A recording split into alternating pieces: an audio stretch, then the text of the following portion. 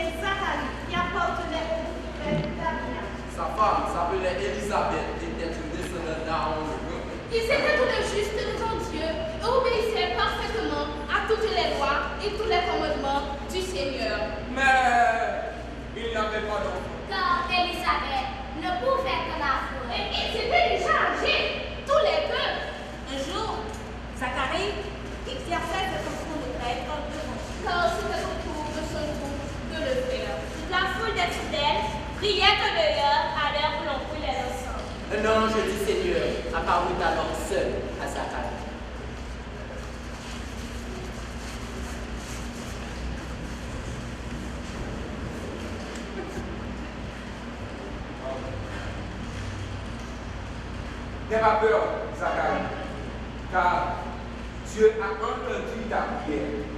Élisabeth, ta femme, te donnera un fils que tu nommeras Jean. Oui, tu en seras profondément heureux.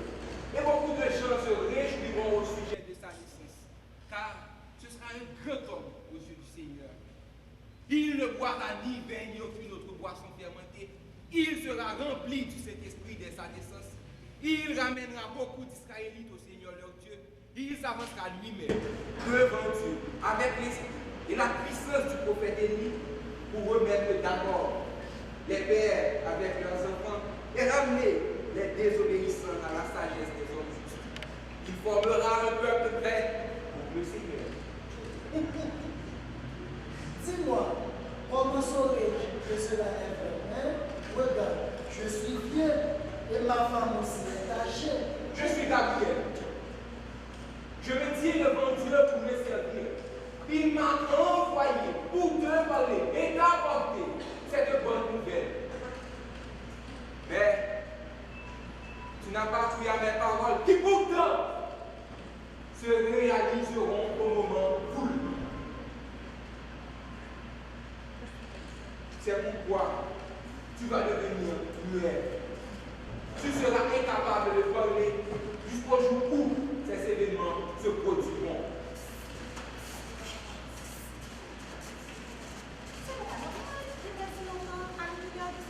Et si quoi? Si on ne peut pouvoir? Non, le voici. Il ne peut pas parler. Il a eu une vision dans le sanctuaire. Quand Zacharie put terminer la période où il devait servir dans le temple, il retourna chez lui. Quelques temps après, Élisabeth, sa femme, devint enceinte et elle s'était cachée pendant 5 mois. Voilà ce que le Seigneur a fait pour moi. Il a dit, vous ne me délivrez maintenant, puisqu'il possède ma honte devant les hommes. Le 6e mois, Dieu envoya l'ange Gabriel dans une ville de Galilée appelée Nazareth, chez une jeune fille, fiancée à un homme appelé Joseph, qui était un descendant du roi David. Le Je te salue, toi à qui Dieu a accordé cette grâce. Le Seigneur est avec toi. Que signifie cette salutation? N'aie pas peur, Marie, car tu as la faveur de Dieu. Tu vas devenir enceinte et tu mettras au monde un fils que tu nommeras Jésus. Il sera grand et on l'appellera le Fils du Dieu très haut. Le Seigneur Dieu fera de lui un roi, comme le fut David son ancêtre. Il régnera sur le peuple d'Israël pour toujours. Son règne n'aura point de fin. Comment cela sera-t-il possible, puisque je suis vierge? Le Saint-Esprit viendra sur toi, et la puissance du Dieu très haut te couvrira comme du nombre. C'est pourquoi on appellera l'enfant qui doit naître Saint et Fils de Dieu. Voici que Élisabeth, ta cousine, attend elle-même un fils bien qu'elle soit âgée. On disait qu'elle ne pouvait avoir d'enfant. Et elle en est maintenant à son 6e mois, car rien n'est impossible à Dieu. Je suis la servante du Seigneur. Qu'il me soit fait, comme tu l'as dit. Marie se mit en route en toute hâte. Elle entra dans la maison de Zacharie.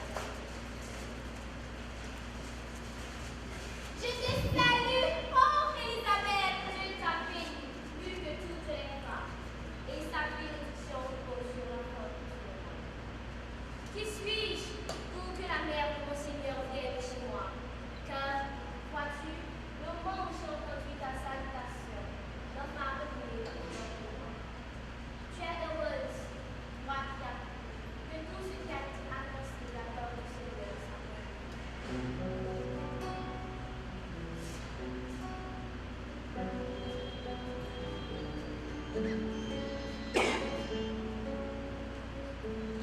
Je suis la servante du Seigneur. Mon âme exalte le Seigneur. Exulte mon esprit contre sur mon sauveur.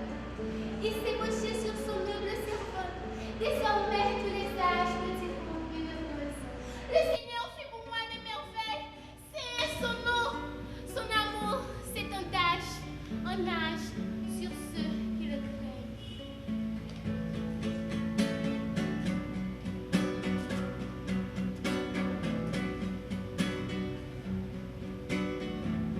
Déploie la force de son bras, il disperse les superbes, il renverse les puissants de leur trône. Il élève les œufs, il comble de bien les affamés, renvoie les riches, les méfites. Il se souvient de son amour, de sa promesse faite à nos pères en faveur d'Abraham et de sa race à jamais. Gloire au Père, au Fils et au Saint-Esprit. Amen. Marie resta avec Élisabeth pendant environ 3 mois. 3 mois. 3 mois. 3.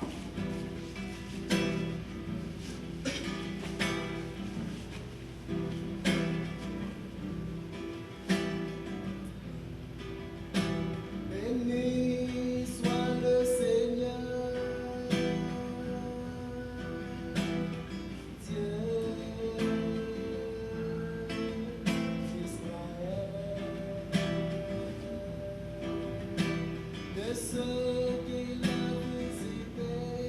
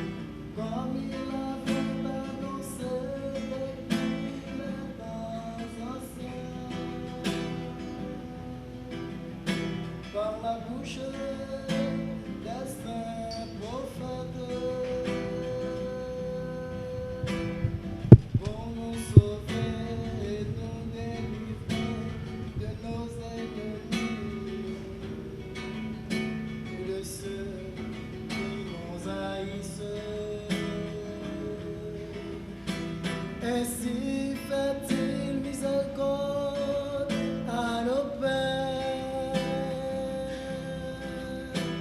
Ainsi se souvient-il de son alliance sainte et du serment qu'il a juré avec notre Père de nous accorder de son peuple, délivré de la main de nos ennemis. Nous le servions sainteté, justice, sous son regard, tout au long de nos jours. Et toi, petit enfant, tu seras appelé prophète du Très-Haut, car tu précéderas le Seigneur pour lui préparer les voies, annonçant à son peuple le salut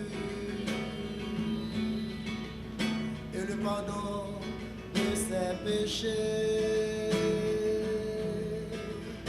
Par la grande miséricorde de notre Dieu, nous visitera le soleil qui vient d'en haut pour illuminer ceux qui vivent dans les ténèbres et dans l'ombre de la mort, afin de guider nos pas dans le chemin de la paix. En ce temps-là, l'empereur Auguste, Un métier de Caius Octavius, qui fut empereur romain, l'empereur Augustin donna l'ordre de faire un recensement de tous les habitants de l'Empire romain. Ce recensement, le premier, eut lieu alors que Quirinus était gouverneur de la province de Syrie. Tous les gens allaient se faire inscrire en se rendant chacun de sa propre ville. Joseph partit de la ville de Nazareth en Galilée pour aller en Judée dans la ville appelée Bethléem. parce que Joseph était lui-même un descendant de David. Joseph allant se faire inscrire avec Marie, sa fiancée. Elle attendait un enfant. Et pendant qu'ils étaient à Bethléem, Le jour arriva où son bébé devait naître. Marie vit au monde un fils.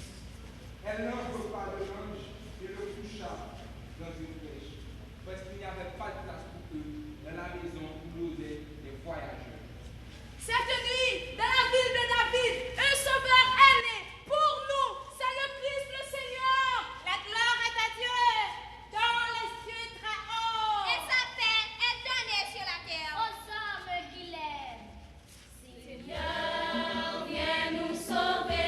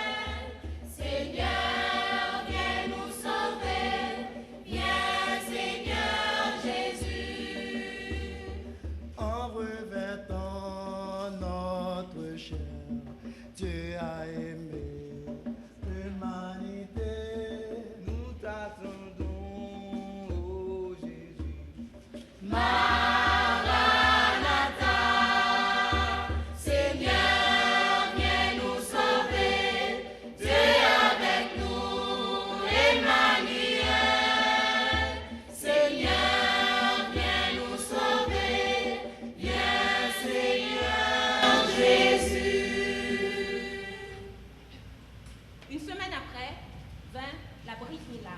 La quoi? La Brit Mila, le moment de circoncire l'enfant. On lui donna le nom de Jésus, nom que l'on avait indiqué avant que sa mère Marie devienne enceinte.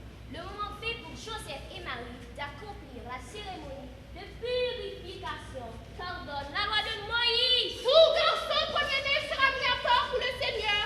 Une paire de tourterelles ou de jeunes pigeons aussi. Joseph et Marie amenèrent alors l'enfant Jésus dans la ville de Jérusalem pour le présenter au Seigneur. Alors, il y avait là un homme nommé Siméon. Cet homme était bon. Il respectait Dieu et attendait celui qui devait sauver Israël. Le Saint-Esprit était avec lui et lui avait appris qu'il ne mourrait pas avant d'avoir vu le Messie envoyé par le Seigneur. Dirigé par l'Esprit, Siméon alla dans le temple.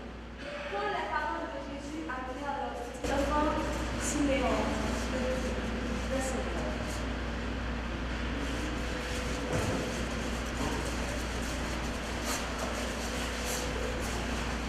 Maintenant, Seigneur, ta promesse s'est réalisée. Tu peux laisser ton serviteur mourir en paix. Car j'ai vu de mes propres yeux ton salut. Que tu as préparé devant tous les peuples. C'est la lumière qui te fera connaître aux nations du monde et donnera de la gloire à Israël, ton peuple.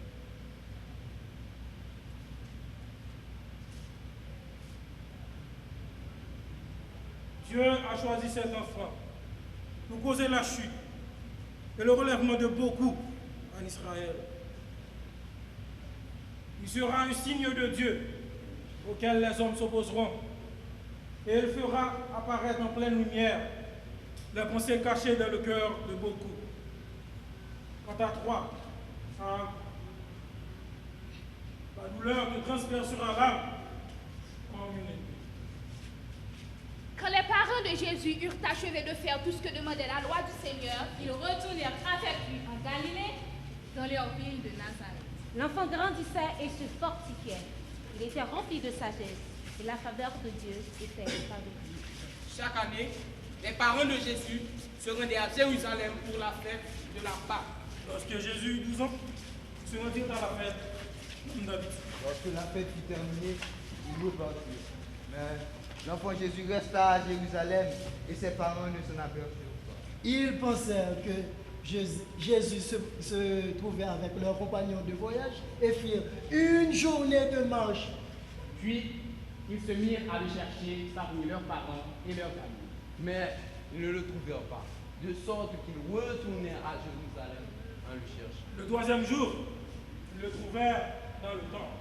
Il était assis au milieu des maîtres juifs, les écoutait et leur posait des questions.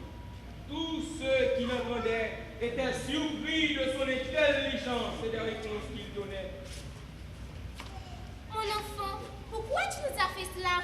Ton père et moi, nous étions très inquiets en te recherchant. Eh bien, Jésus leur répondit, pourquoi me cherchez-vous? Ne saviez-vous pas que je dois être dans la maison de mon père? Jésus retourna alors avec eux à Nazareth. Il leur obéissait. Et Jésus grandissait de corps, progressait en sagesse et se rendait agréable à Dieu et aux hommes. C'était la 15e année du règne de l'empereur Tibère. Ponce Pilate était gouverneur de Judée. Hérode régnait sur la Galilée. Anne et Caïphe étaient grands prêtres. La parole de Dieu se fit entendre à Jean, fils de Zacharie, dans le désert. Jean se mit à parcourir toute la région voisine de la rivière du Jourdain. Changez de vie, faites-vous baptiser et Dieu pardonnera vos péchés.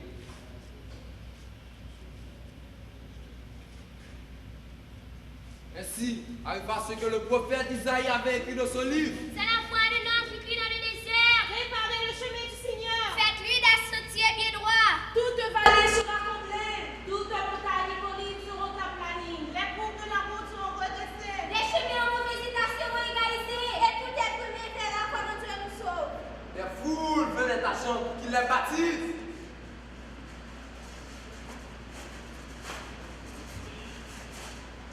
bande de serpents, qui vous a enseigné que vous pourriez échapper à la colère divine qui va venir. Accomplissez des actes qui montrent que vous avez changé de vie. Et ne vous mettez pas à dire oh Abraham est notre ancêtre, car je vous déclare que Dieu peut utiliser ces pierres pour en faire des descendants d'Abraham. Là, j'ai déjà prêt à couper les arbres à la racine. Tout arbre qui ne produit pas de bon fruit va être coupé et jeté au feu. Que Dieu vous Celui qui a 2 chevilles doit en donner une à celui qui n'en a pas.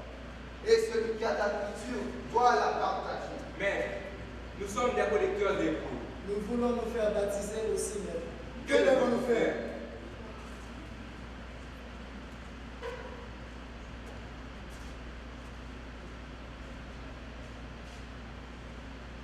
Ne faites pas payer plus que ce qu'ordonne la loi. Et nous, soldats, que devons-nous faire? Ne prenez d'argent de force à personne, ou en portant de fausses accusations. Mais contentez-vous de votre sol.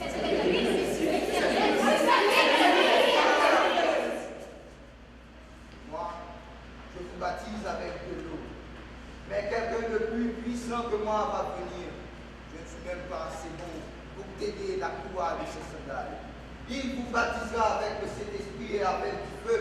Il tient en main la pelle à faner pour séparer le grain de la paille. Il amassera le grain de son collier et il brûlera la paille dans un feu qui ne s'éteint jamais. Après que tout le peuple eut été baptisé, Jésus fut aussi baptisé. Pendant qu'il priait, le ciel s'ouvrit et le Saint-Esprit descendit sur lui comme une colombe. Et une voix se fit entendre du ciel. Celui-ci est mon fils bien-aimé, en qui j'ai mis tout mon amour. Jean annonçait la bonne nouvelle au peuple en leur adressant beaucoup d'autres appels encore. Jean fit des reproches au gouverneur Hérode parce qu'il avait épousé Hérodiade, la femme de son frère. Et parce qu'il avait commis beaucoup de mauvaises actions, Hérode commis une mauvaise action de plus. Il fit mettre Jean en prison.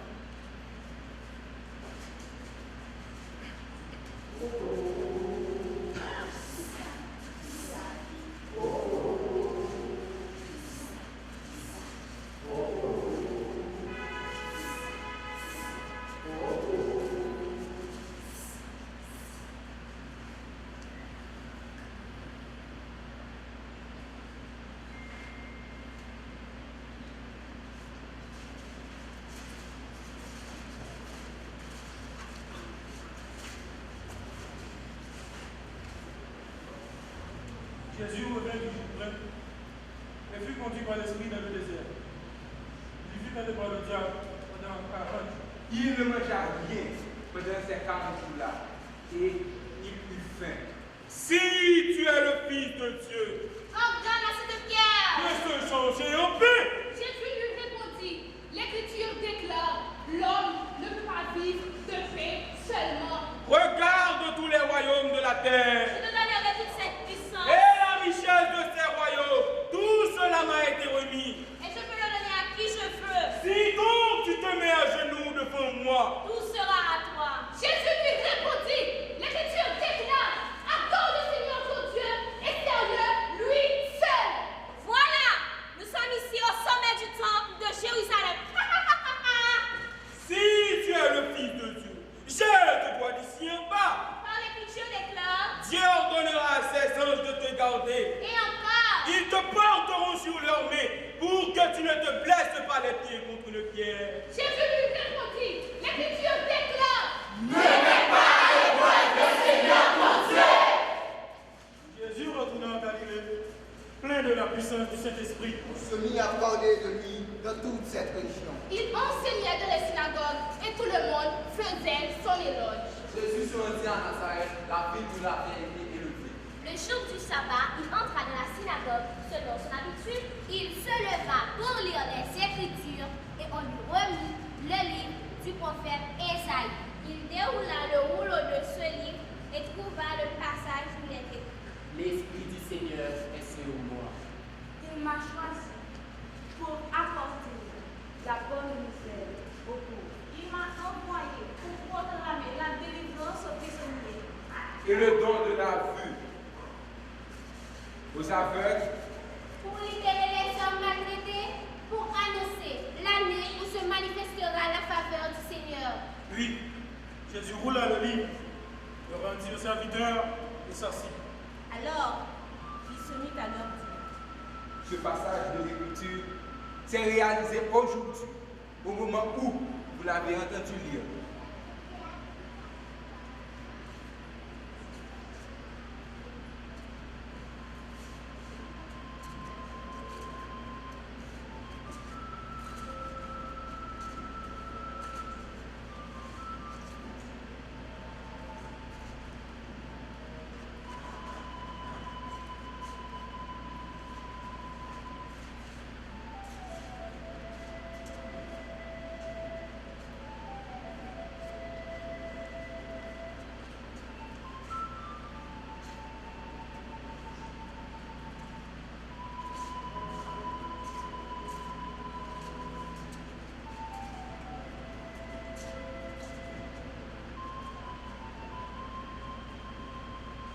Jésus sortit du temple et se rendit à la maison de Simon. Ma belle-mère souffrait d'une forte fièvre. Et j'ai demandé donc à Jésus de la guérir. Jésus se plongea sur ma belle-mère. D'un ton sévère donna ordre à la fièvre. Et la fièvre la quitta. Elle se leva aussitôt et se mit à nous servir. Après le coucher du soleil, tous ceux qui avaient des malades les emmenèrent à Jésus. Jésus posa les mains sur chacun d'eux et les guérit. Un jour, pendant que Jésus se tenait au bord du lac de Génézareth, et la foule se pressait autour de lui pour écouter la parole de Dieu. Nous avions 2 bocs sur la rive. On en était descendu et on lavait nos filets. Jésus monta dans l'une des bocs, ma boc, et me demanda de m'éloigner du bord. Jésus s'assit et se mit à enseigner la foule de la parole de Dieu. Quand il eut fini, il me dit: avance la boc à un endroit où l'eau est plus profonde. Toi et tes compagnons, jetez vos filets. Mais nous avons passé toute la nuit à travailler sans rien prendre. Puisque c'est toi qui me dis, nous jetterons les filets. Nous jetâmes alors donc nos filets et prenons une si grande quantité de poissons que les filets commencèrent à s'ouvrir. Nous fîmes alors signe à nos compagnons qui étaient dans notre boc de venir nous aider. Ils vinrent et remplirent les 2 bocs de tant de poissons que les bocs s'enfonçaient. Éloigne-toi de moi, Seigneur, quand je suis un homme pécheur. Mais comprenez-moi, j'étais saisi de crainte, ainsi que tous ceux qui étaient avec moi, pour la si grande quantité de poissons que nous avons pris. Il en était de même de toi, Jacques, De moi aussi, Jean. mais Jésus me dit: n'aie pas peur, dès maintenant, ce sont les hommes que tu prendras. Nous ramenions nos bancs à terre, laissions tout et suivions Jésus. Après cela, Jésus me vit, moi, Lévi. Jésus me dit: suis-moi. Je me levai, laissa tout et le suivis. Arrivé à la maison, je lui offris un grand repas. Un grand nombre d'amis collecteurs d'impôts comme moi et beaucoup d'autres personnes étaient aussi à table avec nous. Les pharisiens et les maîtres de la loi, qui eux aussi étaient de leur parti, s'indignèrent et ils dirent aux disciples de Jésus: bon, pourquoi mangez-vous et buvez-vous avec des gens de mauvaise réputation? Jésus leur répondit: les gens en bonne santé n'ont pas besoin de docteur, ce sont les malades qui en ont besoin. Je ne suis pas venu appeler les gens respectables, mais les gens de mauvaise réputation pour qu'ils changent de vie. En ce temps-là, Jésus monta sur la colline pour prier et il passa toute la nuit à prier Dieu. Quand le jour parut, il appela ses disciples et en choisit 12 qu'il nomma apôtres. Moi, Simon, à qui il donna aussi le nom de Pierre. André, frère de Simon. Jacques, Boanerges, Jean, Boanerges, fils du donneur. Philippe, Barthélemy, Mathieu, David, Thomas, le jumeau. Jacques, fils d'Alphée. Simon, le nationaliste. Jude, Thaddée, fils de Jacques. Judas, Iscariote. le maître descendit de la colline avec eux, et s'arrêtant je crois là, se trouvait un grand nombre de ceux-ci. Il y avait aussi là une foule immense de gens de toute la cité. Jérusalem et des villes de la côte, Tyr et Sidon. Ils étaient venus pour l'entendre se faire guérir de leur maladie. Ceux que tourmentaient les esprits mauvais étaient aussi guéris. Tout le monde cherchait à le toucher parce qu'une force sortait de lui et les guérissait tous. Le maître nous regarda alors et dit, heureux, vous qui êtes pauvres, car le royaume de Dieu est à vous. Heureux, vous qui avez faim maintenant, car vous aurez de la nourriture en abondance. Heureux, vous qui pleurez maintenant, car vous rirez. Heureux êtes-vous si les hommes vous haïssent, s'ils vous rejettent. Si vous insultent et vous méprisent comme mauvais à cause du Fils de l'homme, réjouissez-vous quand cela arrivera et sautez de joie, car une grande récompense vous attend dans le ciel. Alors à vous qui êtes riches, car vous avez déjà eu votre part de bonheur. Alors à vous qui avez tout en abondance maintenant, car vous aurez faim. Malheur à vous qui riez maintenant, car vous serez dans la tristesse et vous pleurerez.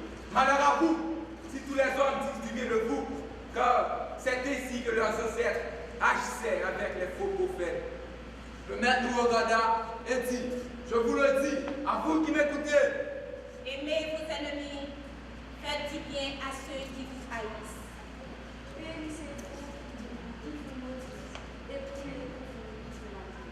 Si quelqu'un te prend ton manteau, laisse-le prendre aussi ta chemise. Donne à tout homme qui te demande quelque chose. Et si quelqu'un te prend ce qui t'appartient, ne le lui réclame pas. Faites exactement pour les autres ce que vous voulez qu'ils fassent pour vous. Mais si vous aimez seulement ceux qui vous aiment, pourquoi vous attendez à une reconnaissance particulière? Même les pécheurs aiment ceux qui les aiment. Si vous faites du bien seulement à ceux qui vous font du bien, pourquoi vous attendez à une reconnaissance particulière? Si vous prêtez seulement à ceux que vous espérez qu'ils vous rendront, pourquoi vous attendre à une reconnaissance particulière? Les pécheurs aussi prêtent à des pécheurs pour qu'ils leur rendent la même somme. Eh bien, vous allez vivre, faites-leur du bien, prêtez sans bien espérer recevoir en retour. Vous obtiendrez une grande récompense et vous serez les fils du Dieu très haut. Car il a bon pour les ingrats et les méchants. Soyez bien montés, comme votre Père est bien. Ne jugez pas les autres, et Dieu ne vous jugera pas. Ne vous donnez pas les autres, et Dieu ne vous donnera pas. Pardonnez aux autres, et Dieu vous pardonnera. Donnez aux autres, et Dieu vous donnera. On versera de la grande poche de votre vêtement une bonne mesure, bien serrée, secouée, débordante. Dieu vous fera faire de votre vous avec la mesure que vous employez pour les autres. Le maître nous dit encore, un aveugle ne peut pas conduire un autre aveugle, n'est-ce pas? Sinon, ils tomberont tous les deux dans un trou. Aucun élève n'est plus que son maître, mais tout élève complètement instruit sera comme son maître. Pourquoi regardes-tu le vrai de paille qui est de l'œil de ton frère, alors que tu n'auras pas la poudre qui est de ton œil? Comment peux-tu dire à ton frère, oh mon frère, laisse-moi enlever cette paille qui est dans ton œil. Toi, ne toi même pas la poudre qui est dans le tien. Regarde la poudre de ton œil. Comme ça, tu verras assez clair que la paille qui est dans l'œil de ton frère. Ne jugez pas les autres.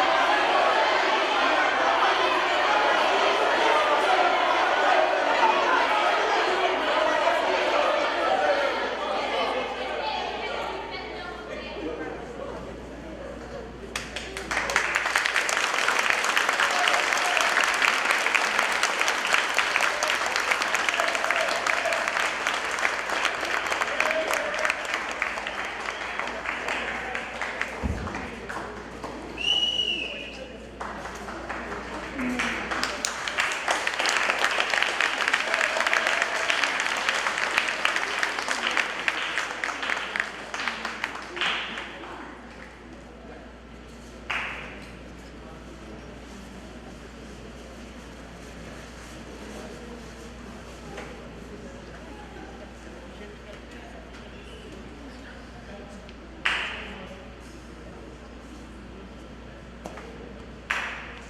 Je suis ce capitaine romain basé à Capernaum.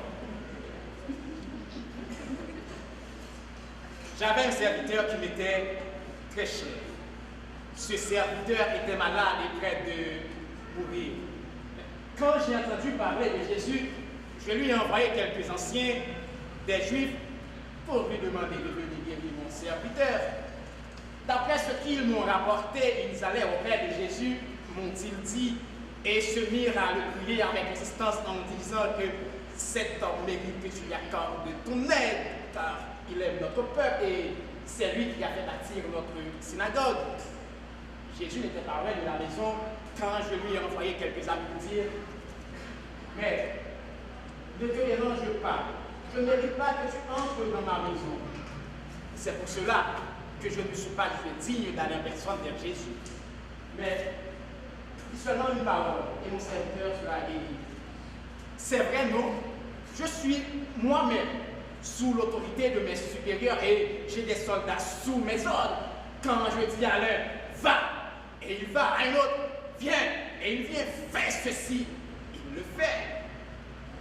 Quand Jésus entendit ces paroles, il se retourna vers la foule et leur dit, je vous le déclare, je n'ai jamais trouvé une telle foi, pas même en Israël. Retournez à la maison, nous y trouvions le serviteur en bonne santé.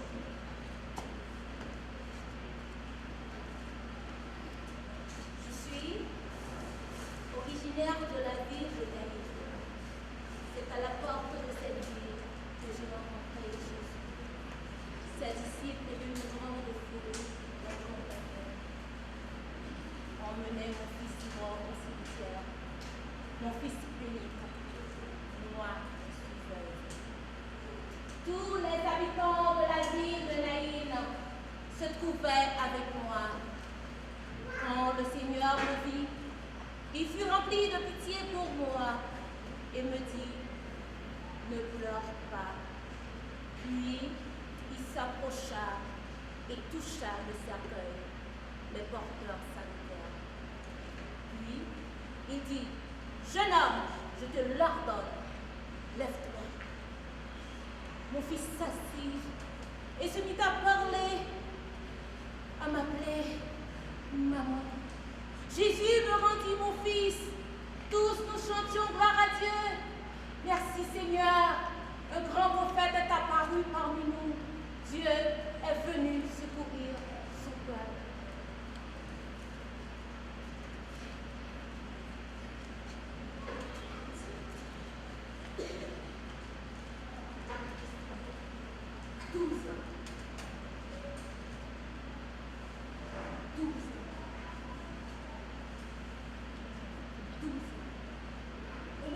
Jésus préférait de l'autre côté du lac.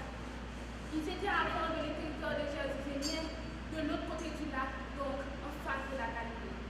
La foule l'accueillit car tous l'attendaient.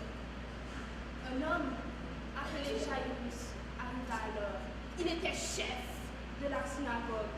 Il se jeta aux pieds de Jésus et le pria de venir chez lui parce qu'il avait une fille unique, âgée d'environ 12 ans, qui était en train de mourir.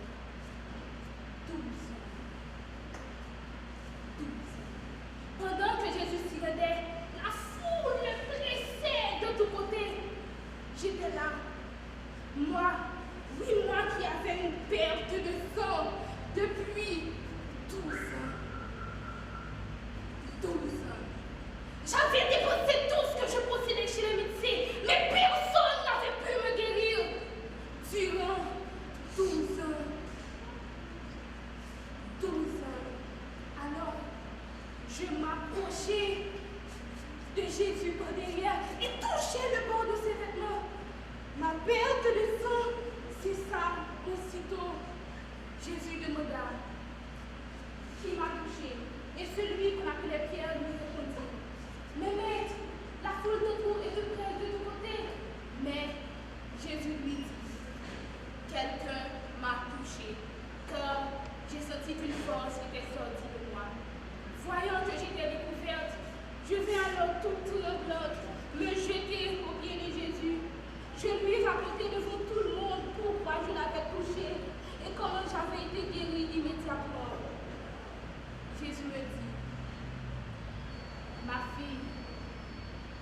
toi, calmez, va en paix. Tandis que Jésus me parlait ainsi, un messager vint de la maison du chef Jairus et dit à Jairus, ne dérange plus le maître, ta fille est morte. Mais Jésus dit à Jairus, n'aie pas peur, crois seulement, et elle guérira. Arrivé à la maison de Jairus, Jésus ne permit à personne d'entrer avec lui, si ce n'est qu'à celui qu'on appelait Pierre et aux deux autres, Jacques et Jean, me disait-on, à la mère et au père de l'enfant. Dans la maison, tous pleuraient et se lamentaient. Alors, Jésus leur dit, ne pleurez pas, elle n'est pas morte, mais elle dort. Ils se moquèrent de lui, car pour eux, elle était morte. Mais Jésus saisit l'enfant par la main et dit d'une voix forte, Talita Koumi. Enfant, lève-toi. Elle revint à la vie et se leva aussitôt. 12 ans. Elle aurait pu être ma fille. Ses parents furent remplis d'étonnement, mais Jésus leur ordonna de lui donner à manger et leur recommanda de ne dire à personne ce qui s'était passé. Ensuite, Maître Jésus alla dans les villes et villages où il prêchait et annonçait la bonne nouvelle du royaume de Dieu. Les 12 disciples l'accompagnaient, ainsi que quelques autres femmes, comme moi, qui avaient été délivrées d'esprits mauvais et guéries de maladies. Marie de Magdala, Jeanne, femme de Chusa. Mon mari était administrateur. Suzanne. Et nous autres, qui utilisons tous nos pieds pour aider Maître Jésus et celle-ci. Jésus réunit les 12 disciples et leur donna le pouvoir et l'autorité de chasser tous les esprits mauvais et de guérir les maladies. Jésus les envoya prêcher le royaume de Dieu et guérir les malades. Il leur dit, ne prenez rien avec vous pour ce voyage. Ni bâton, ni sac, ni pain, ni argent. Et n'ayez pas deux chemises chacun. Partout où l'on vous accueillera, restez dans la même maison jusqu'à ce que vous quittiez l'endroit. Partout où les gens refuseront de vous accueillir, quittez leur vie, secouez la poussière de vos pieds et ce sera un avertissement pour eux. les disciples partirent. Ils passaient dans tous les villages, annonçaient la bonne nouvelle et guérissaient partout les malades. Les apôtres vinrent et racontèrent à Jésus tout ce qu'ils avaient fait. Jésus les amena et se retira avec eux seuls vers une ville appelée Bethsaïda. Mais les foules l'apprirent et le suivirent. Jésus les accueillit, leur parlait du royaume de Dieu et guérit ceux qui en avaient besoin.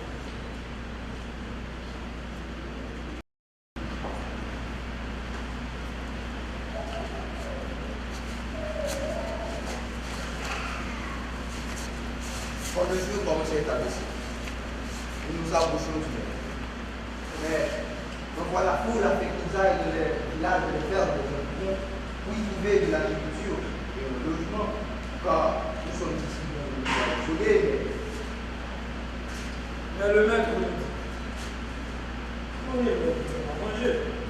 Mais nous n'avons que cette poisson pour que nous avons acheté de la nourriture.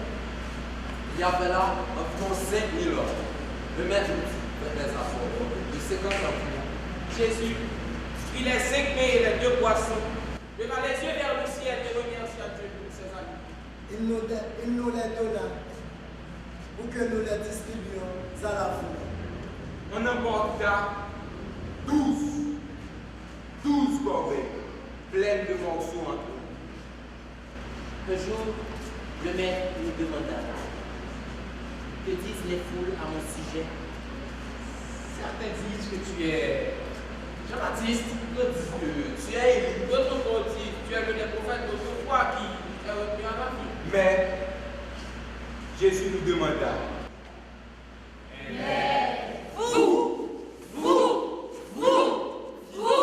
Qui dites-vous que je suis?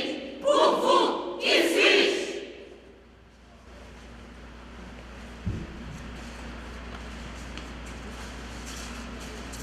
Tu es le Messie de Dieu. Ne parlez à personne, dit Jésus. Et il Il faut que le Fils de l'homme souffre beaucoup. Les aussi, les chefs des prêtres et les maîtres de la loi.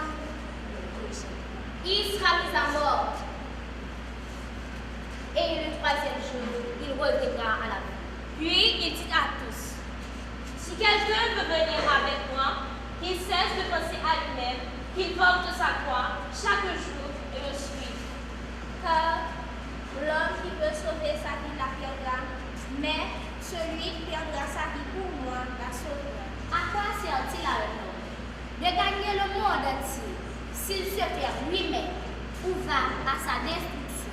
Si un homme a honte de moi et de mes paroles, alors le Fils de l'homme aura honte de lui quand il viendra de la gloire du Père et des anges. Je vous le déclare, c'est la vérité. Quelques-uns de ceux qui sont ici ne mourront pas avant d'avoir vu le royaume de Dieu. Retenez bien ce que je vous dis maintenant.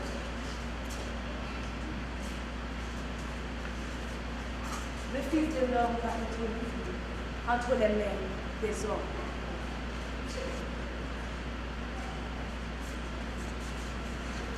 Nous ne reconnons pas cette parole. Son sens nous avait été caché afin que nous ne puissions le comprendre. Nous avions peur d'interroger le maître à ce sujet. Maître, que dois-je faire pour recevoir la vie éternelle? Jésus répondit au maître de la loi. Qu'a-t-il écrit dans notre loi? Comment comprends-tu que tu l'as? Tu dois aimer le Seigneur ton cœur, de ton âme, de toute ta force, et de tout ton esprit. Et tu dois aimer ton prochain comme toi-même. Jésus lui dit alors, tu as bien aimé. Fais cela et tu vivras. Oui, mais pardon. Qui est un prochain?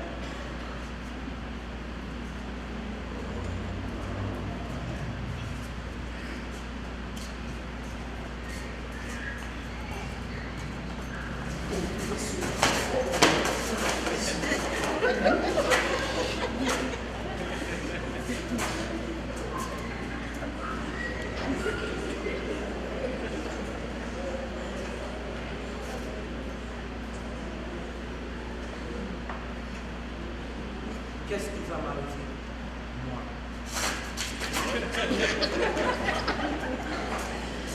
Qu'est-ce qui va m'arriver si je m'occupe de...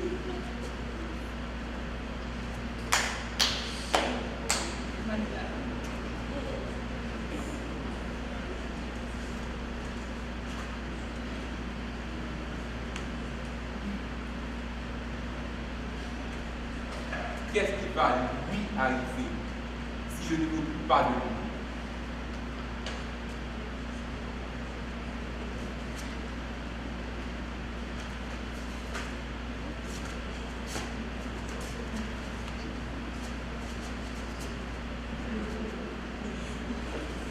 Voici ces pièces d'argent. Prends bien soin de cet homme. Lorsque je repasserai par ici, je te paierai moi-même ce que tu auras dépensé en plus pour lui.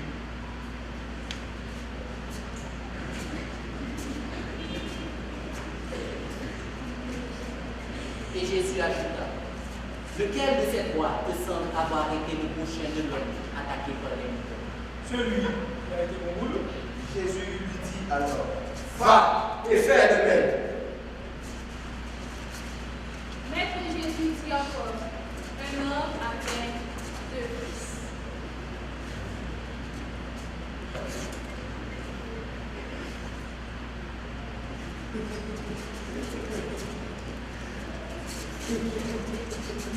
Père, donne-moi la part de la fortune qui doit me revenir.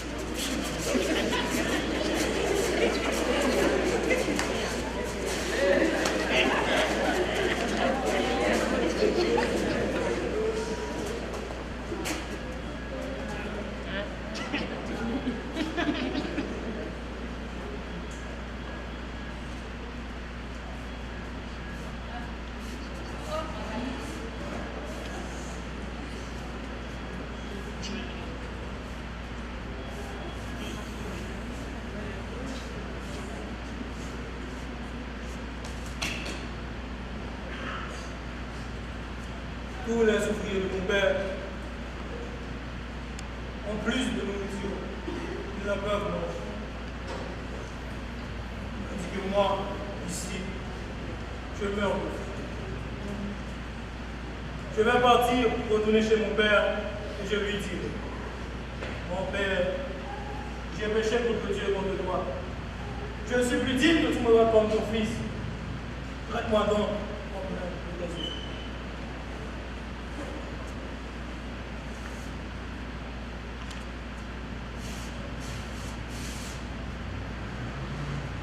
Mon père, j'ai péché contre Dieu et contre toi.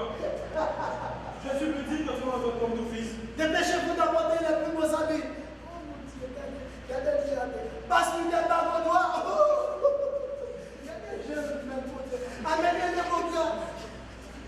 Et tuez-les.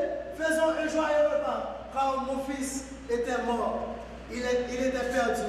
Et je l'ai retrouvé. Qu'est-ce que cela signifie tout ce rapport?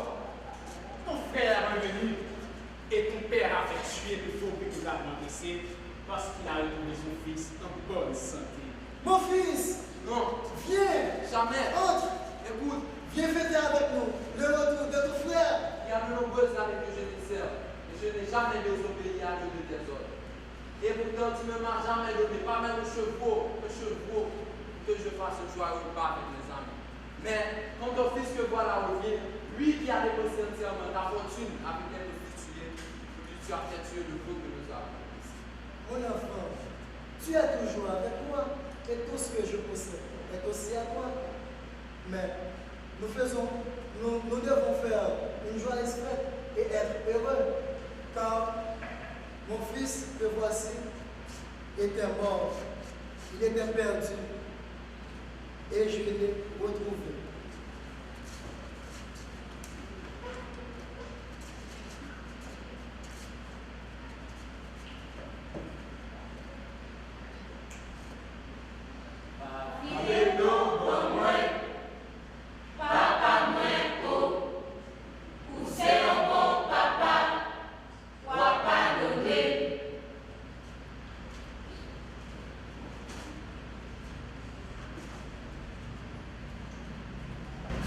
Jésus passait tout près de Jéricho, j'étais assis là, au bord du chemin. Je mendiais. J'entendis la foule passer.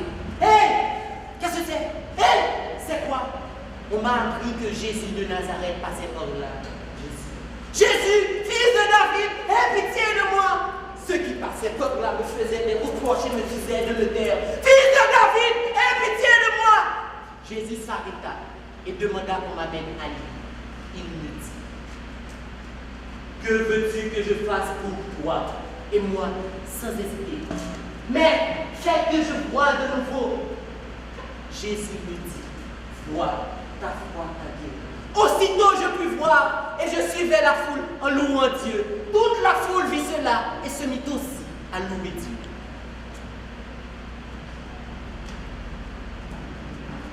Quand Jésus arriva dans cette ville de Jéricho, je cherchais à voir ce Jésus qui devait passer par là. Je ne pouvais le voir à cause de la foule. Je courais alors en avant, je grimpais sur un homme. Ainsi comment pour voir ce Jésus qui devait passer par là. Quand Jésus arriva à ce endroit, il leva les yeux et me dit, dépêche-toi de descendre, sachez, car je dois loger chez toi aujourd'hui. Je l'ai reçu chez moi avec joie. Tous ceux qui virent cela s'indignèrent et disaient, cet homme est allé loger chez un pécheur, chez un collecteur d'impôts. Il disait que j'étais riche. Alors, j'ai dit, écoute, je vais donner la moitié de mes biens. Et si je pille de l'argent à quelqu'un en le trompant, je lui rendrai 4 fois autant. Le Seigneur me dit, le salut est entré aujourd'hui dans cette maison. Car cet homme est aussi un descendant d'Abraham. Car le Fils de Dieu est venu chercher et sauver ceux qui étaient perdus. Jésus partit devant nous pour se rendre à Jérusalem. Lorsqu'il approcha de Bethphagée et de Béthanie, ah oui, près de la colline appelée Monts des Oliviers, il nous envoya en avant, nous deux, en nous disant, allez au village qui est en face. Quand vous y serez arrivés, disait-il, vous trouverez un petit âne attaché sur lequel personne ne s'est jamais assis. Jamais assis. Détachez-le et amenez-le ici. Nous partîmes et trouvions tout, comme Jésus nous l'avait dit. Pendant que nous détachions le petit âne, ses propriétaires nous dirent, pourquoi détachez-vous cet âne? Le Seigneur en a besoin et nous amenions l'âne au maître. Nous jetions nos manteaux sur l'animal et il fit monter le maître.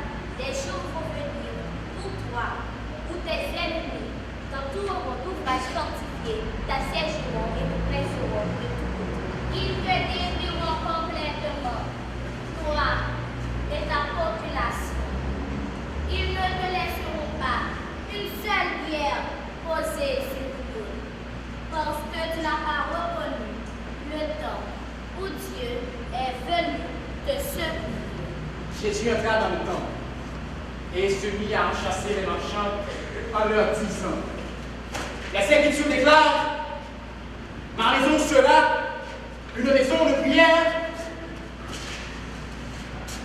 mais vous en avez fait une taverne de voleurs. Jésus rentrait tous les jours dans le temple. Les chefs des prêtres, les maîtres de la loi et les personnages importants du peuple cherchaient à le faire mourir.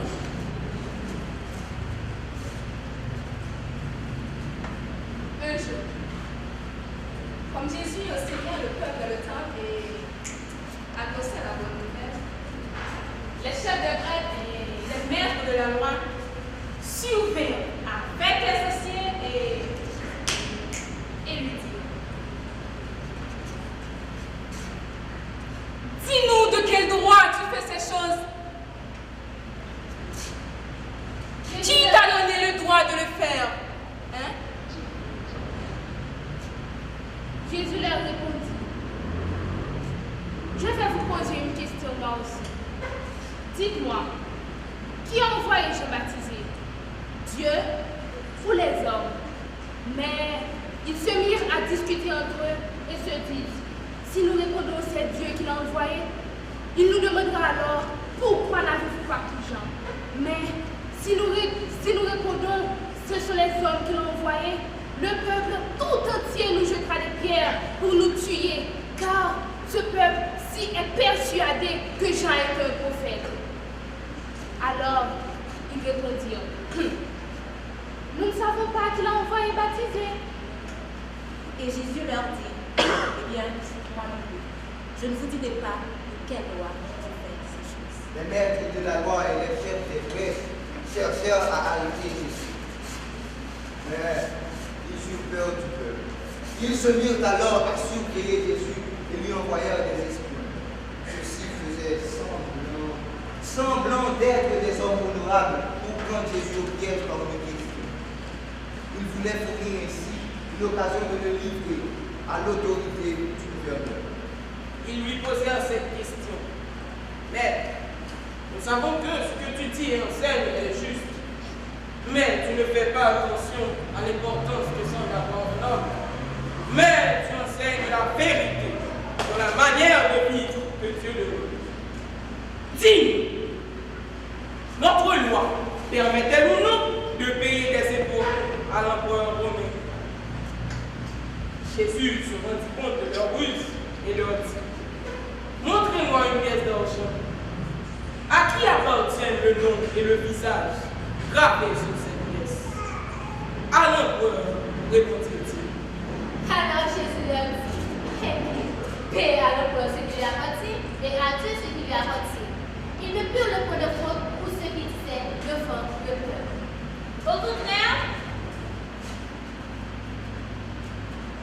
Au contraire, sa réponse est remplie d'étonnement et ils gardèrent le silence. La fête des bœufs sans levain.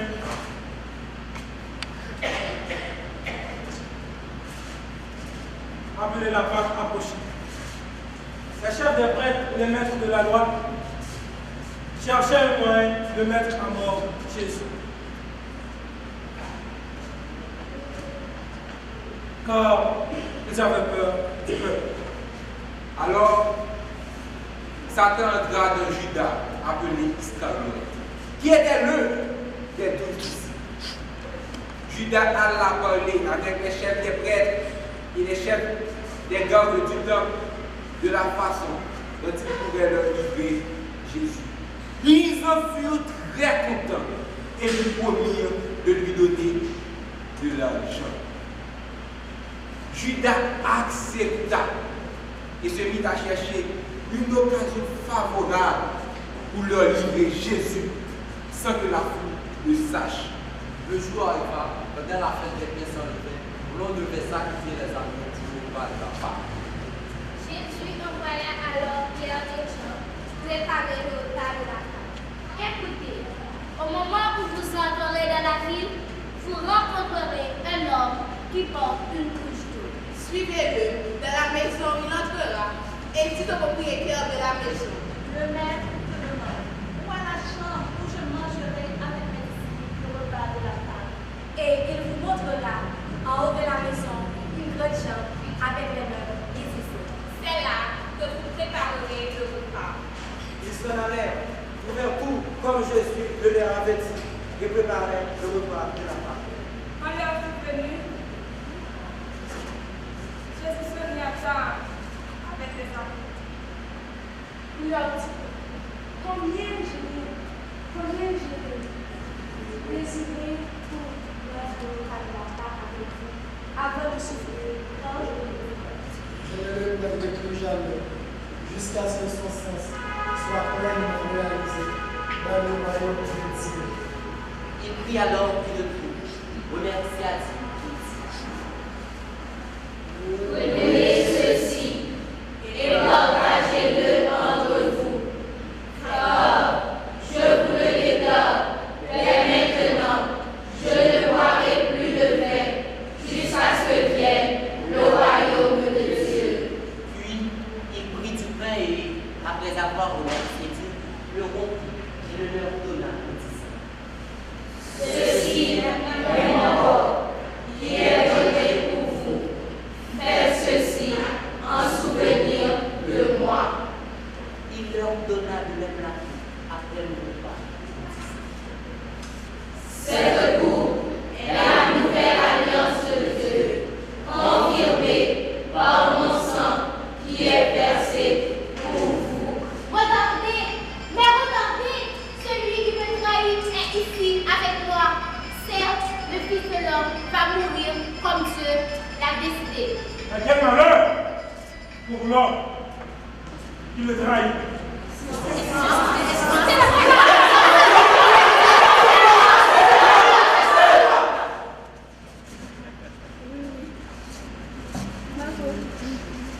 Assez. Souvenez-vous de ce que nous disait le Maître. Les rois des nations et ceux qui exercent le pouvoir sur elles se font appeler bienfaiteurs. Mais il n'en va pas ainsi pour vous. Le plus grand parmi vous doit être comme le plus petit. Celui qui commande doit être comme celui qui sert. Car qui est le plus grand? Celui qui est à table ou celui qui sert? Et moi, je suis parmi vous comme celui qui sert.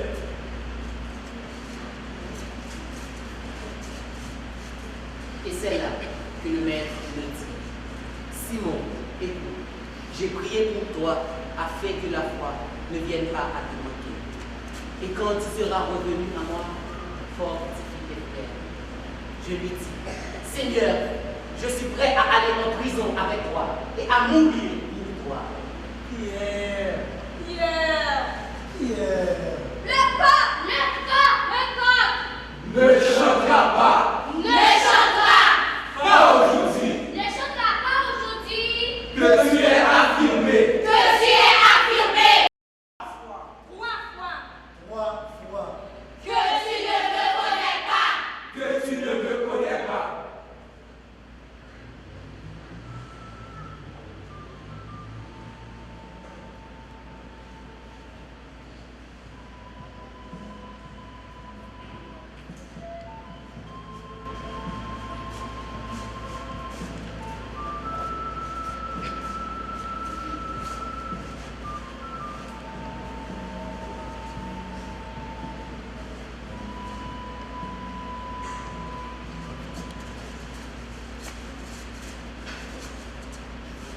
Jésus partit et se rendit selon son habitude au mont des Oliviers. Quand il fut arrivé à cet endroit, Jésus nous dit, priez afin de ne pas tomber dans la tentation. Il se mit à genoux et pria, Père, éloigne de moi cette coupe de douleur. Toutefois, ce ne soit pas ma volonté qui se fasse, mais la vôtre. Jésus priait avec encore plus d'ardeur. Sa sueur devenait comme des gouttes de sang qui tombaient à terre. Il se leva, revint vers nous et nous trouva endormis. Pourquoi dormez-vous? Levez-vous et priez afin de ne pas tomber en tentation. Il parlait encore quand une foule apparut. Judas menait cette foule et s'approcha de Jésus et l'embrassa. Jésus lui dit, est-ce un embrasseur? Tu trahis le Fils de l'homme? Seigneur, devons-nous frapper avec nos épées? Sans attendre, j'ai frappé le serviteur du grand prêtre et lui coupa l'oreille droite. Jésus me dit, laissez, cela suffit. Il toucha l'oreille de cet homme et le guérit. Puis, Jésus dit au chef et à la foule, deviez-vous venir avec des épées et des bâtons, comme si j'étais un brigand? Tous les jours, j'étais avec vous dans le temps. Vous n'avez pas cherché à m'arrêter, mais aujourd'hui est à vous et à la puissance de l'obscurité. Il saisit Jésus, l'emmenèrent et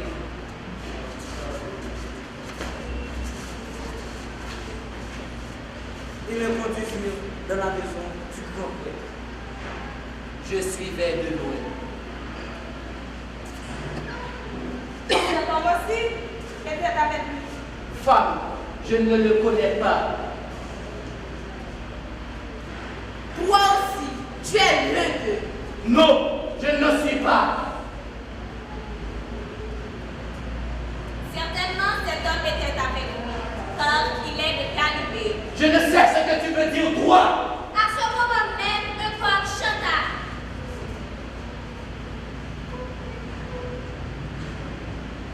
Alors, je me souviens de ce que m'avait dit le Seigneur. Avant que le coq chante aujourd'hui, tu auras affirmé 3 fois que tu ne me connais pas.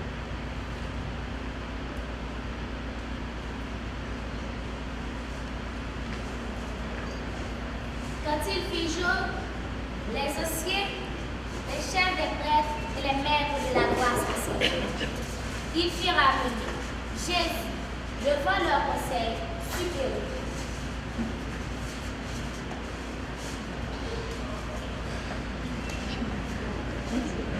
Es-tu le Fils de Dieu?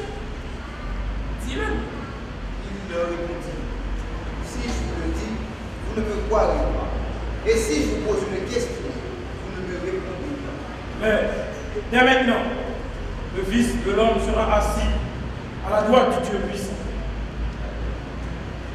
Tu es le Fils de Dieu. Vous me dites.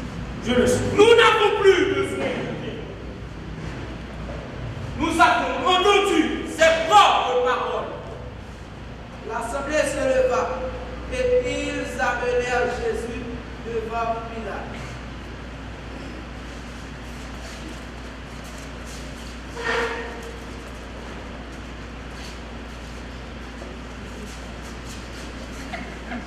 Nous avons trouvé cet homme en train de dégager notre peuple. Il leur dit que le peuple est laissé pour un peuple. Il prétend qu'il est lui-même Christ, un roi. Tu roi des Juifs. Je ne trouve aucune raison de condamner cet homme. Mais il pousse le peuple à la révolte par son enseignement. Il a commencé en Galilée, a passé par toute la Judée, et il est venu jusqu'ici. Cet homme est-il de Galilée? Il vient de la région gouvernée par Hérode. Alors, amenez-le à Hérode.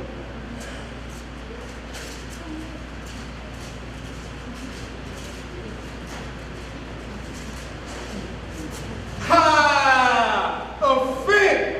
Et je suis très heureux de te voir, car j'ai beaucoup entendu parler de toi.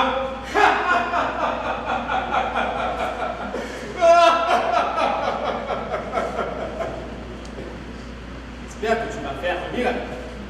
Hérode lui posa beaucoup de questions, mais Jésus ne lui répondit rien. Les chefs des prêtres et les maîtres de la loi portaient de violentes accusations contre Jésus. Hérode et ses soldats se moquèrent de Jésus et le traitèrent avec mépris. Ils lui mirent le vêtement magnifique et le renvoyèrent à Pilate. Le même jour, Hérode et Pilate devinrent amis, car ils étaient ennemis.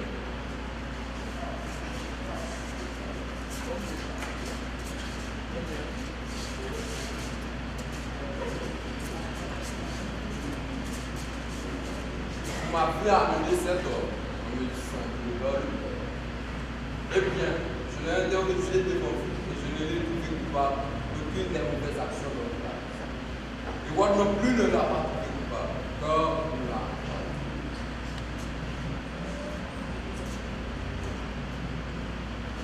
Je vais donc le faire battre à coups de fouet, puis je le relâcherai.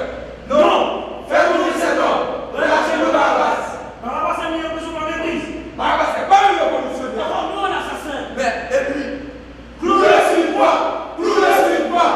Pilate décida de leur accorder ce qu'ils demandaient. Il libéra l'homme qu'il réclamait, le Barabbas. Celui qui avait été mis en prison pour révolte et meurtre, il leur livra Jésus pour qu'il en fasse ce qu'il voulait.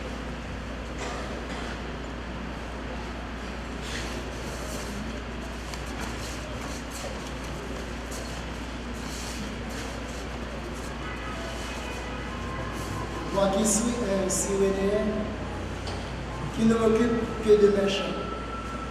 Les soldats et la foule qui amenaient Jésus me rencontrèrent justement revenant de mes champs. Se saisirent de moi, Simon, et me chargèrent de la croix pour que je la porte derrière Jésus. Une grande foule des gens du peuple, ainsi que des femmes, se pleuraient et se lamentaient à cause de lui.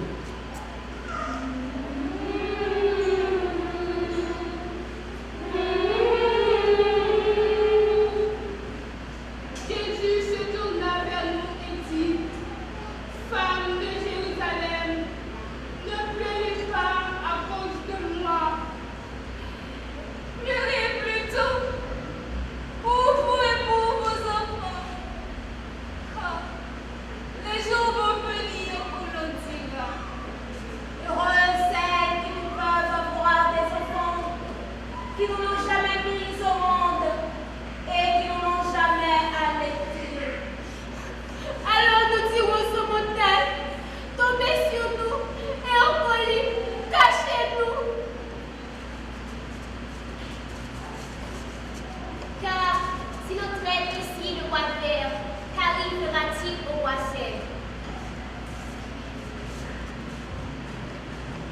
On emmenait aussi 2 autres hommes, des malfaiteurs, pour les mettre à mort avec Jésus.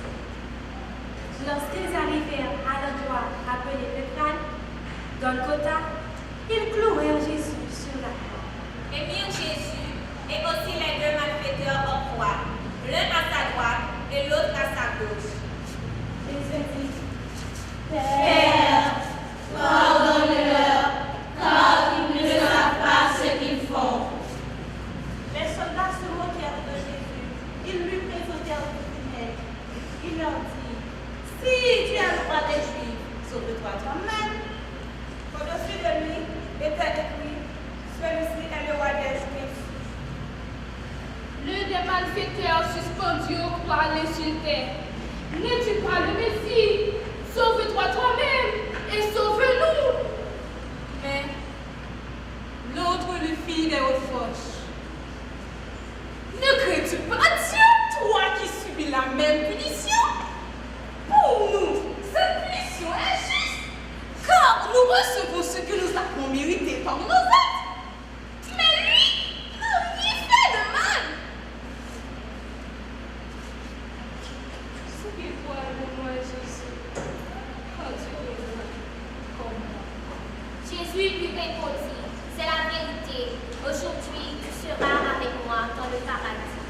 peut-être vous dit, quand le soleil cessa de briller, l'obscurité se fit sur tout le pays et dura jusqu'à 3 heures de l'après-midi. Le rideau suspendu dans le temple se déchira par le milieu. Jésus s'écria d'une voix forte. Père, je remets mon esprit entre tes mains. Après avoir dit ces mots, il mourut.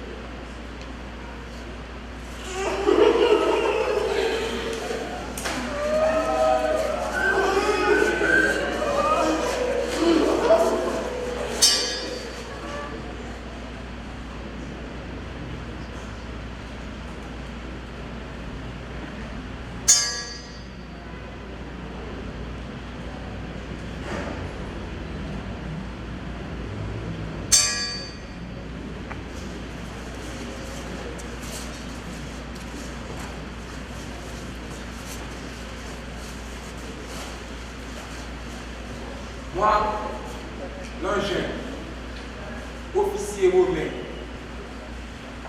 quand je vis ce qui était arrivé à Jésus, j'ai loué Dieu, car certainement cet homme était le Fils de Dieu. Il y avait un homme appelé Joseph de la ville juive d'Arimathée. Cet homme était bon et juste et espérait la venue du royaume de Dieu. Il se rendit chez Pilate et lui demanda le corps de Jésus. Il descendit le corps de la croix, l'enveloppa dans un drap de lin et le mit dans un tombeau qui avait été creusé dans le roc. Un tombeau dans lequel on n'avait jamais mis personne. C'était vendredi et le sabbat allait commencer. Nous, les femmes qui avons accompagné Jésus depuis la Galilée, avec Joseph, nous regardions le tombeau et fûmes comment Jésus y était placé. Très tôt, le dimanche matin, nous nous rendîmes au tombeau en apportant les œufs parfumés que nous avons préparés. Nous trouvions la pierre roulée loin de l'entrée du tombeau. Pourquoi cherchez-vous parmi les morts celui qui est vivant? Il n'est pas ici. Il est revenu à la vie. Rappelez-vous ce qu'il vous a dit lorsqu'il était en Galilée. Il faut que le Fils de l'homme soit livré à des hommes pécheurs, qu'il soit cloué sur une croix et qu'il revienne à la vie le 3e jour.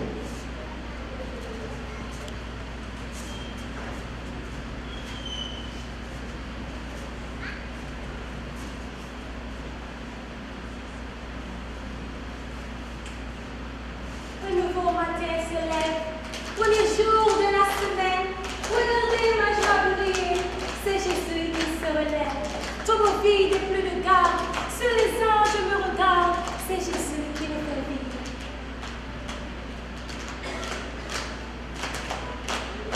Le jardin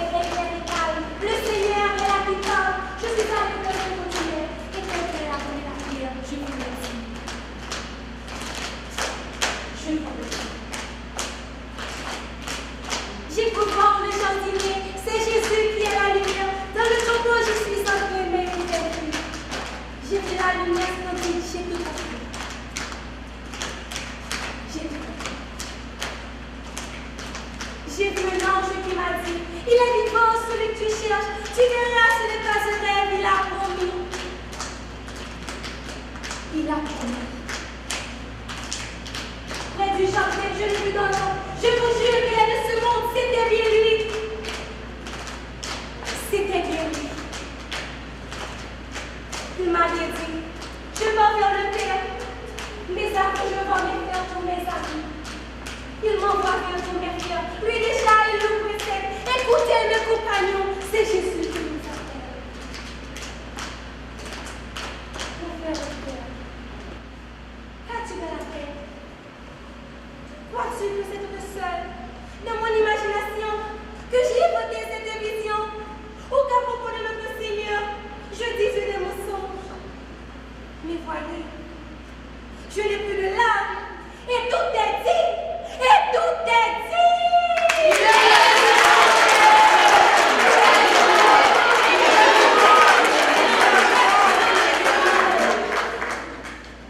Ce même jour,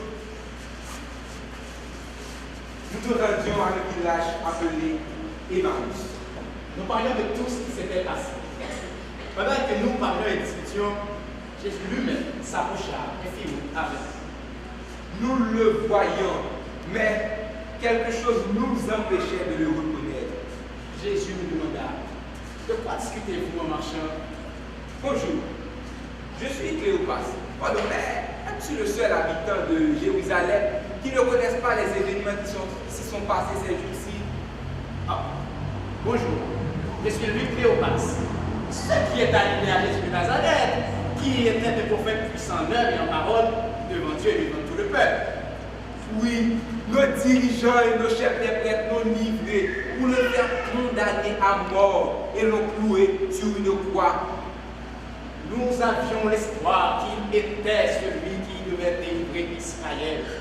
Mais en plus de tout cela, c'est aujourd'hui le 3e jour depuis que ces événements se sont passés. Jésus leur dit, hommes sans intelligence, que vous êtes lents à connaître les paroles des prophètes. Ne fallait-il pas que le Messie souffre ainsi et qu'il entre de sa gloire? Laissez-moi vous expliquer ce qui était dit à mon sujet dans toutes les Écritures, en commençant par le livre de Moïse et en continuant par tous les livres des apôtres. Reste avec nous. Le jour commence à baisser et la nuit approche. Jésus entra donc et resta avec nous. Il se mit à table, prit le pain, remercia Dieu, puis le rompit et nous le donna. Alors nos yeux s'ouvrirent et nous le reconnurent. Mais il disparut de devant nous. De là, il y avait comme un feu qui brûlait au-dedans de nous.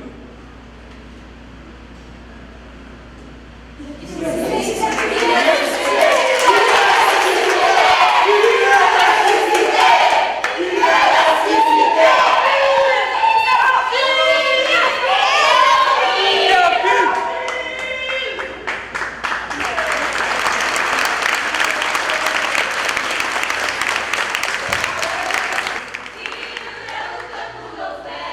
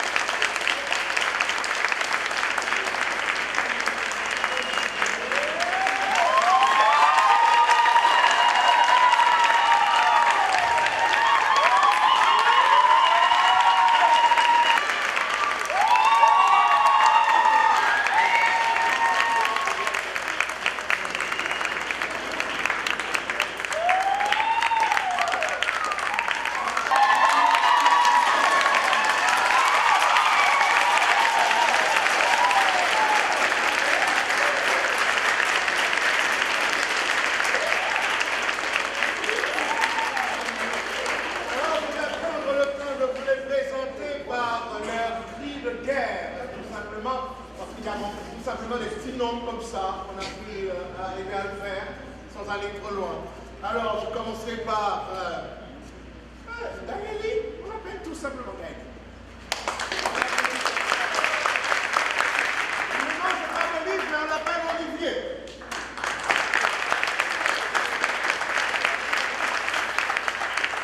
Le maître a joué. Joël.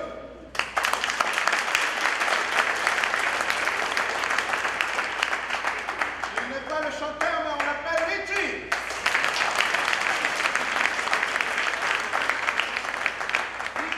Dans sa résonne, elle s'appelle Denise.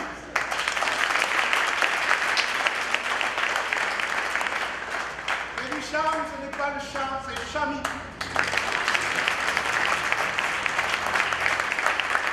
Elle n'est pas blonde, mais on l'appelle Blondine. Un nom trop compliqué pour nous, on dit Trinidad, mais nous, on dit Tati. C'est vraiment comment l'appeler, on pourrait dire Népêche, mais d'après enfant on l'appelle Albert.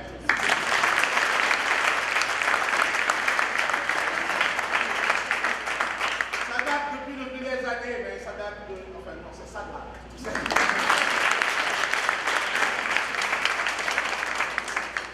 On dit oui, mais oui, non.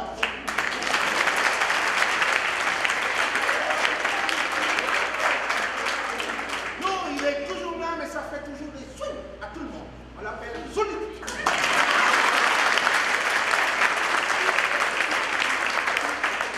Mille fois elle tourne, 1000 fois sa présence est toujours superbe. Elle s'appelle Lily.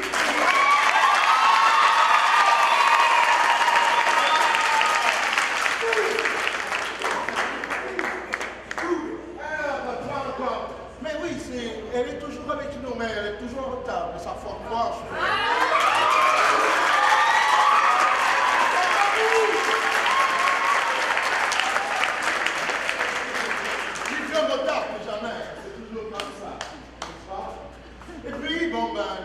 C'est comment faire un petit peu le Shelbert et tout ça, ça ressemble quand vous allez le voir. Et on dit chelou, vous voyez.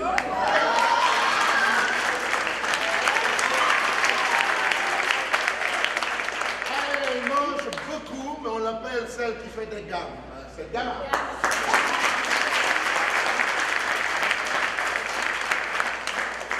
Voilà, on dit Ab, Gaël et tout ça, mais nous on l'appelle Big.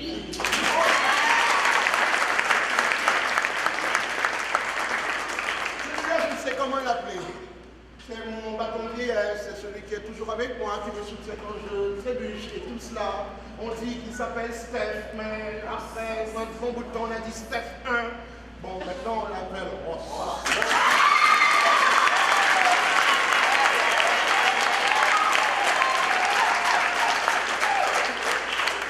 Puisqu'on dit Steph 1, mais c'est qu'il y a un Steph 2. Oui, bien sûr. Alors, donc, voilà, exactement, le Steph, c'est celui qui est toujours avec nous, mais comme Stéphane.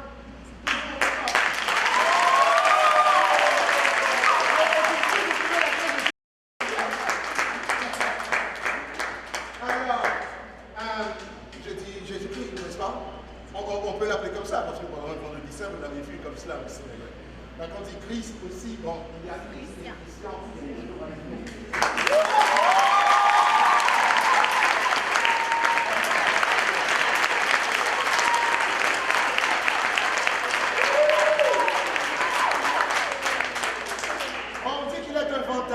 Je ne pense pas. Moi, je l'ai vu comme ça, mais je l'ai vu souvent. On pensait, à chaque fois que j'évoque chez lui, il va Noé, mais il me dit qu'il ne connaît pas. Alors, on l'appelle Yvan.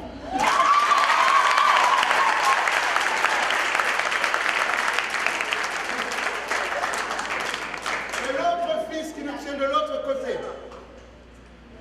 Oh, ça fait effort, ça fait mon, ça fait encore d'efforts, et toujours. Oui, 1000 fois, mais on l'appelle Lila.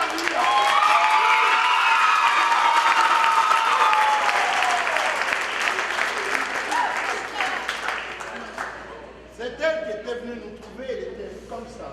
Je n'ai jamais vu quelqu'un.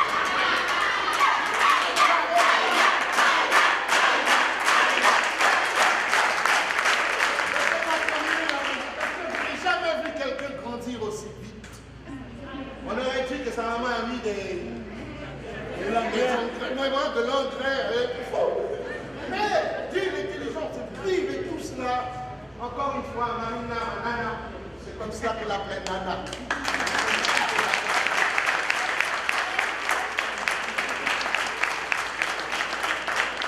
Je ne saurais terminer sans avoir une pensée spéciale pour celle qui nous a accueillis pendant le mois d'événement.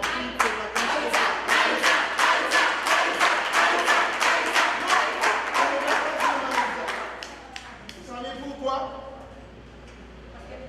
Elle a trop de talent, elle se présente elle-même.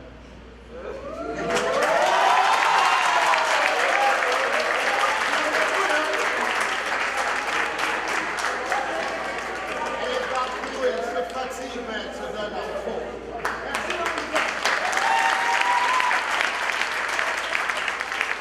Alors, je reprends le point. C'est vrai que pendant l'été, elle nous a accueillis chez elle et on a fait notre atelier. Elle a poussé son salon, ça l'a mangé, tout et tout, mais tout de côté pour que nous puissions travailler. Thanks.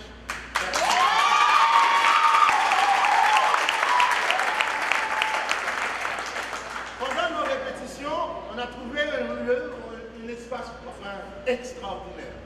On ne peut être mieux. Pendant tous nos travaux, c'était toujours très dur, très difficile pour nos répétitions, tout et tout. Et malgré tout, on trouvait quelqu'un qui venait avec un pot, qui nous apportait des choses à boire et à manger et à tout.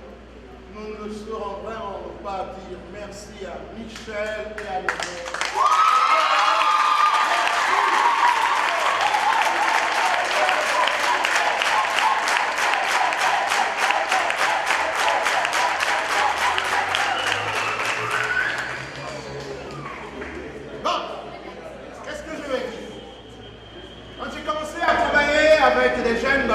Théâtre, car je suis, vous l'avez constaté, vieux. Il y avait un jeune qui venait me voir et qui voulait absolument faire du théâtre à côté de moi, avec mon ami Ricardo Lefebvre. C'est quand même extraordinaire, hein? Il a fait le parcours entre-temps, il a traversé les choses et tout, mais le Seigneur a su vraiment le prendre par la main, le guider, le traîner un peu partout. Des fois, quand je monte à la boule, je l'ai vu.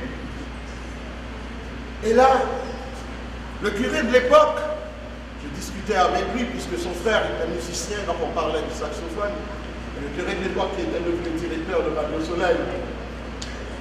Donc on échangeait. Et là, je le voyais, je me suis dit, tiens, il est prêtre, c'est extraordinaire. Mais il faisait du théâtre et il adore, vous l'avez vu, il est très éloquent.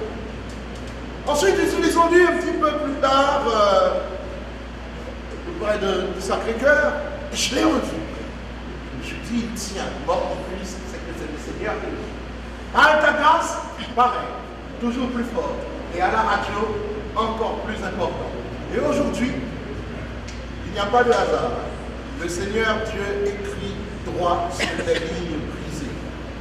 Voilà pourquoi aujourd'hui, je peux le retrouver encore ici. Je vous donne un secret. Nous l'appelons Père Toto.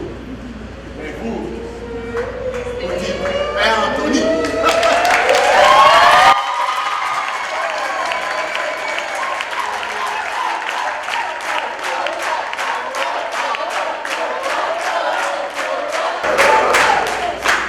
Voilà.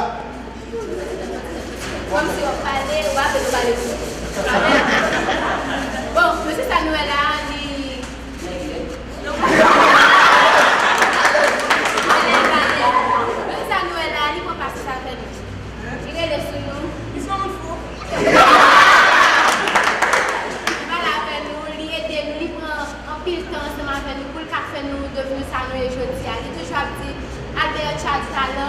Et Marina, tout le monde est toujours ensemble pour aider nous, pour faire nous devenir ça. Alors, monsieur Daniel, papi Daniel, si vous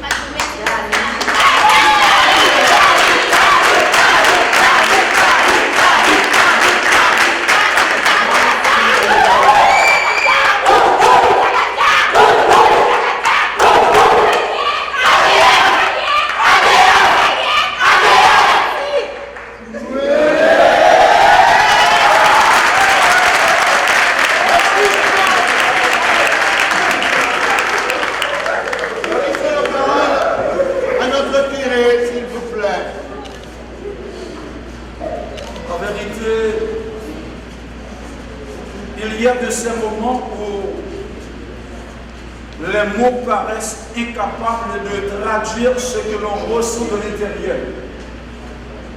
C'en est le cas ce soir. Je n'ai pas de mots. Je ne peux pas traduire ce qui se passe au-dedans de moi. Mais je ne peux pas rester muet non plus. Je dois dire merci. Justement, simplement. Comme l'a si bien dit Daniel, je le connais, j'étais gosse. Quand je voulais faire du théâtre, au Théâtre National avec Ricardo Lefebvre, et j'ai rencontré Daniel, un grand metteur en scène au Théâtre National.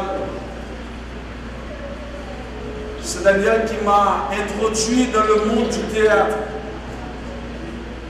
Il fut mon professeur de théâtre.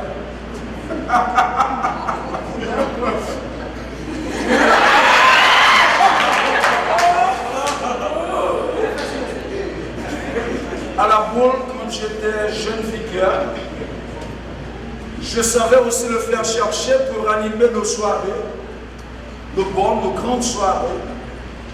Et Daniel, qui est toujours des nôtres avec brio, avec dextérité, nous l'aimons bien, c'est un grand metteur en scène. Et si certaines fois, je me présente aussi comme metteur en scène, c'est grâce à Daniel parce que je cherche certaines fois à l'imiter.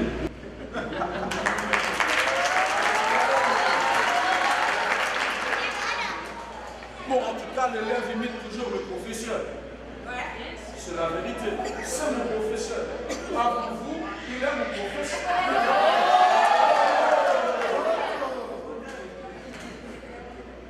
Mais si je sais faire du théâtre, ce soir, j'ai été ému devant cette présentation. Ça a été, à mon sens, une très grande présentation. J'ai assisté hier à la répétition. Ça annonçait les couleurs. Et aujourd'hui, j'ai regardé, j'ai aimé, j'ai bien apprécié. Merci beaucoup, Daniel. Merci.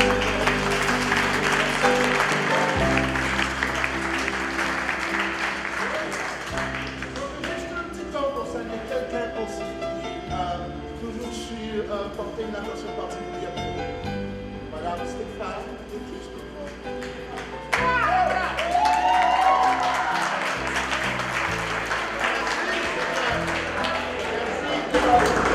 Et puis, celle qui a préparé nos cartons et tout ça, mais depuis toujours, hein, depuis nos représentations sur les papiers, sur les feuilles, elle porte bien son nom.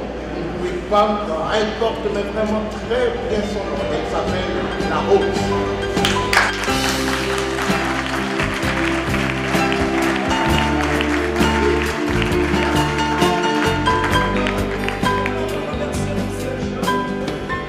Ces talents qui ont joué pour nous ce soir. Merci beaucoup. Vous m'avez épaté.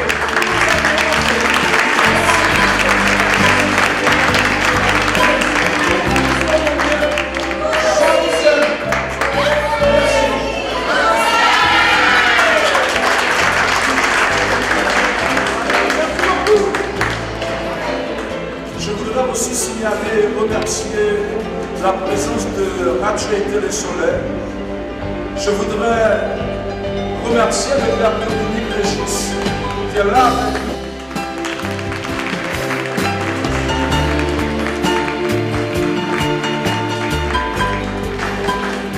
Je voudrais remercier notre cher photographe, merci.